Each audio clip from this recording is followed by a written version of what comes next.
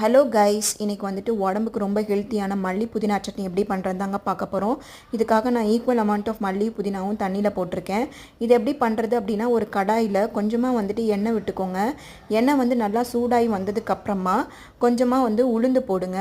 உளுந்து நல்லா பொரிஞ்சு வந்ததுக்கப்புறமா நம்ம எடுத்து வச்சுருக்க சின்ன வெங்காயத்தை வந்துட்டு போட்டுட்டு ஒரு 2 மினிட்ஸ் நல்லா வந்து வணக்கிக்கோங்க.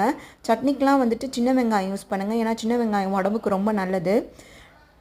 2 மினிட்ஸ் நல்லா வந்துட்டு வெங்காயம் வணங்கினதுக்கப்புறமா ஒரு தக்காளி, 7-8 பூண்டு, 2 பச்சை மிளகாய், தேவையான அளவு உப்பு, இதை போட்டு ஒரு 5 to 7 மினிட்ஸ் நல்லா வந்து வணக்கிக்கோங்க.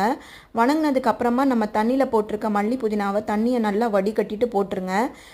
மிக்ஸ் பண்ணிங்கன்னா மல்லி புதினாலேருந்து கொஞ்சமாக வந்துட்டு தண்ணி விடும். அந்த தண்ணி வந்துட்டு நல்லா வத்துற அளவுக்கு வந்து வணக்கி விடுங்க.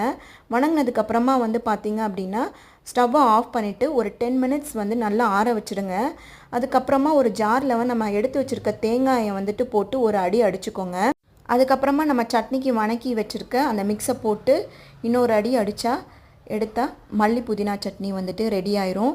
செம்மையாக இருக்குங்க மல்லி புதினா சட்னி. இது வந்து உடம்புக்கு ரொம்ப நல்லது. உங்கள் வீட்டில் வந்துட்டு ட்ரை பண்ணி பாருங்கள். வீக்லி ட்வைஸ் வந்துட்டு நீங்கள் இதை எடுத்துக்கோங்க. இந்த வீடியோ பிடிச்சா நம்ம சேனலை